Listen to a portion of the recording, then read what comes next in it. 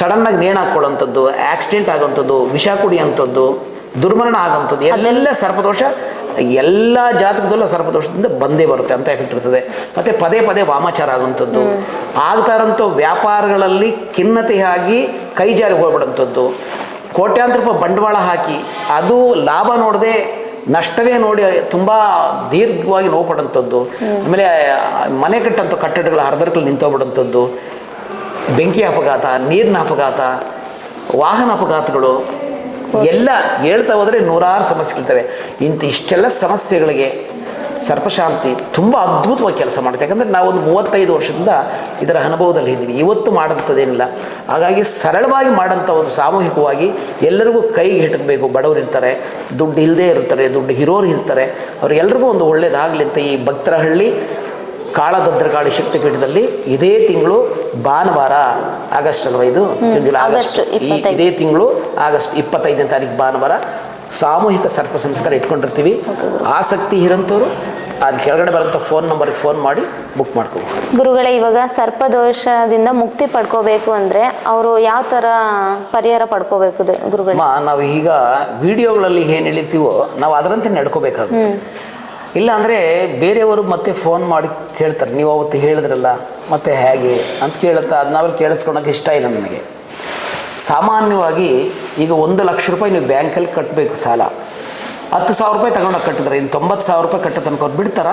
ಇಲ್ಲ ಗುರು, ಬಿಡಲ್ಲ. ಇದು ಹಂಗೆ ಪ್ರತಿಯೊಂದು ಪೂಜೆ, ಪ್ರತಿಯೊಂದು ಹೋಮ, ಪ್ರತಿಯೊಂದು ಫಲನೂ ಅಷ್ಟೇ ಪಡ್ಕೋಬೇಕಾದ್ರೆ ಅದು ಒಂದು ಸರಿಗೆ ಬಂದರೂ ಅವನ ಹಣೆ ಬರಹ ಮತ್ತು ಅವನ ಫಲಾಫಲಗಳು ಆಗಿದ್ರೂ ಆಗಬಹುದು, ಆಗಿಲ್ಲ ನೆಕ್ಸ್ಟ್ ಇನ್ನೊಂದು ಸರಿ ಮಾಡಬೇಕಾಗುತ್ತೆ.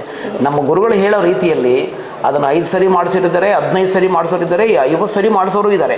ಸರ್ಪದೋಷ ಅಷ್ಟು ಸುಲಭ ಬಿಡೋಂಥದ್ದಲ್ಲ. ಯಾಕಂದರೆ ಸಾಲದಿಂದ ವಿಮುಕ್ತಿ ಆಗ್ಬೋದು, ಶಾಪದಿಂದ ವಿಮುಕ್ತಿ ಆಗಲ್ಲ. ಸುಳ್ಳು ಹೇಳಬೇಕಾದ್ರೆ ಅದನ್ನು ತಿದ್ಕೋಬಹುದು, ಮೋಸ ಮಾಡಿ ಬದುಕೋಕ್ಕಾಗಲ್ಲ. ಅಂಥ ಒಂದು ಹಂಗಿರ್ತದೆ. ಇದು ವಿಮುಕ್ತಿ ಅನ್ನೋದಕ್ಕೊಂದು ಒಳ್ಳೆ ಇದನ್ನು ನಾವು ಮಾಡಿಸಿದ್ವಿ, ಅನೇಕ ರಿಸಲ್ಟ್ ಬಂದಿದೆ. ಈಗ ನಾವು ಸರ್ಪ ಸಂಸ್ಕಾರ ಮಾಡಬೇಕಾದ್ರೆ ಬರೀ ಮಾಡಿಸ್ಬಿಟ್ಟು ಕಳಿಸಲ್ಲ. ಈಗ ಸರ್ಪಶಾಂತಿ, ಸರ್ಪ ಸಂಸ್ಕಾರ, ಆಶ್ಲೇಷ ಬಲಿ ಎಲ್ಲ ಮಾಡಿಸಿರ್ತೀವಿ. ವಸ್ತುಗಳು ಕಡಿಮೆ ಇದ್ದರೂ ಸಹ ಶಾಸ್ತ್ರೀಯವಾಗಿ ಅದರದ್ದು ಏನಿದೆಯೋ ಕರೆಕ್ಟಾಗಿ ಪರ್ಫೆಕ್ಟಾಗಿ ಮಾಡಿಸ್ತೀವಿ. ಮಾಡಿಸಿದ್ದಾದಮೇಲೆ ಇಂಥ ಗೊಂದಲಗಳು ಬರುತ್ತೆ ಅಂತ ನಮ್ಗೆ ಗೊತ್ತಿದೆ. ಮಾರನೇ ದಿನ ಈಗ ಒಂದು 150 ಜನ ಅಥವಾ 200 ಜನ ಕುಂತಿರ್ತಾರೆ, ಅವ್ರಿಗೆ ನಾವು ಅಲ್ಲೇ ಹೇಳಿರ್ತೀವಿ ಏನು, ಈಗ ನಾವು ಸರ್ಪ ಸಂಸ್ಕಾರ ಮಾಡಿ ಆಶ್ಲೇಷ ಬಲಿ ಮಾಡಿಸಿ ಪ್ರಸಾದ ವಿನಿಯೋಗ ಎಲ್ಲ ಆದಮೇಲೆ ಮನೆಗೆ ಕಳಿಸೋವಾಗ ನಾವು ಅದರದೇ ಆದಂಥ ಮಂತ್ರ ಕೊಡ್ತೀವಿ. ಪ್ರತಿಯೊಬ್ಬರಿಗೂ ಮಂತ್ರ ಅದು ಕೊಟ್ಟಿರ್ತೀವಿ. ಏನಕ್ಕೆ ಮಂತ್ರ ಕೊಡ್ತೀವಿ ಅಂದರೆ, ಒಂದು ಸ್ಫಟಿಕ ಶಿವಲಿಂಗ, ಒಂದು 3 ಇಂಚು ಅಥವಾ 2.25 ಇಂಚು ಸ್ಫಟಿಕ ಲಿಂಗ ಒಂದು ತಗೊಂಡು ಸರ್ಪ ಸಂಸ್ಕಾರ ಮಾಡಿಸ್ಕೊಂಡಿದ್ದು ಮಾರನೇ ದಿವಸ ಅದನ್ನು ಮನೆಯಲ್ಲಿ ಒಂದು ಪ್ಲೇಟಲ್ಲೂ ಅಥವಾ ಒಂದು ತಟ್ಟೆಯಲ್ಲಿ ಇಟ್ಬಿಟ್ಟು 11 ಲೀಟ್ರ್ ನೀರು, 1 ಕಿಲೋ ಬೆಲ್ಲ, 16 ಕಾಳು ಮೆಣಸು ಇದೆಲ್ಲ ಪಾನಕ ಮಾಡಿ ನಾವು ಕೊಟ್ಟಿರೋಂಥ ಮಂತ್ರದಲ್ಲಿ ಅದು ಷಣ್ಮುಖ ಸ್ವಾಮಿ ಮತ್ತು ಶಿವ ಆ ಎರಡೂ ಮಂತ್ರ ಸಂಪುಟೀಕರಣ ಇರುತ್ತೆ, ತುಂಬ ಪವರ್ ಆಗಿರುತ್ತೆ ಅದು. ಆ ಮಂತ್ರದಿಂದ 11 ಲೀಟ್ರ್ ನೀರು, ಬೆಲ್ಲ ಮತ್ತು ಕಾಳು ಮೆಣಸು ಪುಡಿ ಇದೆಲ್ಲ ಪಾನಕ ಮಾಡಿದಾರಲ್ಲ, ಅದರಲ್ಲಿ 108 ಸಾರಿ ಅದೇ ಶಿವಲಿಂಗಿಗೆ ಅಭಿಷೇಕ ಮಾಡಬೇಕು. ಓಕೆ ಗುರುಗಳೇ, ನೀವು ಇವಾಗ ಸರ್ಪದೋಷಕ್ಕೆ 250 ಜನ 300 ಜನ ಅಂತ ಹೇಳಿದ್ರಲ್ಲ, ಇಷ್ಟೇ ಜನ ಬರಬೇಕು ಅಷ್ಟೇ ಜನ ಬರಬೇಕಂತ ಏನಾದರೂ ಇದೆ ಗುರುಗಳೇ? ಅವರು 500 ಜನ ಬಂದರೂ ಸಹ ನಾವು ಮಾಡ್ಕೊಳ್ತೀವಿ ಗುರುಗಳೇ. ಅದೇ ಸರ್ಪಶಾಂತಿ ಆಗಸ್ಟ್ 25ನೇ ತಾರೀಕು ಅಂತ ಹೇಳಿದ್ರಲ್ಲ, ಅದನ್ನ ಯಾವ ಥರ ಬುಕ್ಕಿಂಗ್ ಮಾಡ್ಕೋಬೇಕು ಗುರುಗಳೇ? ಈಗ ವಿಡಿಯೋ ನೋಡ್ತಾರೆ, ನಮ್ಮದು ನಂಬರ್ ಹೆಡ್ಡಿಂಗಲ್ಲಿ ಬರ್ತಾನೆ ಇರುತ್ತೆ, ಆ ನಂಬರ್ಗೆ ಫೋನ್ ಮಾಡಲಿ ಸಾಕು. ಅಂದರೆ ಇದು ಕನ್ಫ್ಯೂಸ್ ಮಾಡ್ಕೊತಾರೆ. ಆಗಸ್ಟು 25ನೇ ತಾರೀಕು ಭಾನುವಾರ ಬೆಳಗ್ಗೆ ಒಂದು 6 ಗಂಟೆಗೆ ಇರಬೇಕಾಗುತ್ತೆ. ಇಲ್ಲಿ ಒಂದು ಅರ್ಧ ಗಂಟೆ ಹೆಚ್ಚು ಕಡಿಮೆ, ಯಾಕಂದರೆ ಎಲ್ರಿಗೂ ಒಂದೇ ಸಾರಿ ಸಂಕಲ್ಪ ಪ್ರಾಯಶ್ಚಿತ್ತ ಮಾಡಿಸ್ಬೇಕಾಗುತ್ತೆ. ಅರ್ಧ ಗಂಟೆಗೆ ಒಬ್ಬರು, 3/4 ಗಂಟೆಗೆ ಒಬ್ಬರು ಬಂದರೆ ಹಾಗಲ್ಲ. ಈಗ ಸ್ಪಷ್ಟವಾಗಿ ಹೇಳ್ತಾ ಇದ್ದೀವಿ, ಆಗಸ್ಟು 25ನೇ ತಾರೀಕು ಭಾನುವಾರ ಇಲ್ಲಿ ಸಾಮೂಹಿಕವಾಗಿ ಸರ್ಪ ಸಂಸ್ಕಾರ, ಆಶ್ಲೇಷ ಬಲಿ ಮತ್ತು ಪಿತೃದೋಷ ಪರಿಹಾರ ಎಲ್ಲದಕ್ಕೂ ಇಲ್ಲಿ ಸಮಸ್ಯೆ ಬಗೆಹರಿಸೋದಾಗುತ್ತೆ. ಹಾಗಾಗಿ ಬೆಳಗ್ಗೆ ಪ್ರತಿಯೊಬ್ಬರು 6 ಗಂಟೆಗೆ ಇರಬೇಕು. ಆ ಕೆಳಗಡೆ ಬರ್ತಾರಂಥ ನಂಬರ್ ಫೋನ್ ಮಾಡಿದ್ರೆ ಸಾಕು, ನಾವು ಬುಕ್ ಮಾಡ್ಕೊತೀವಿ.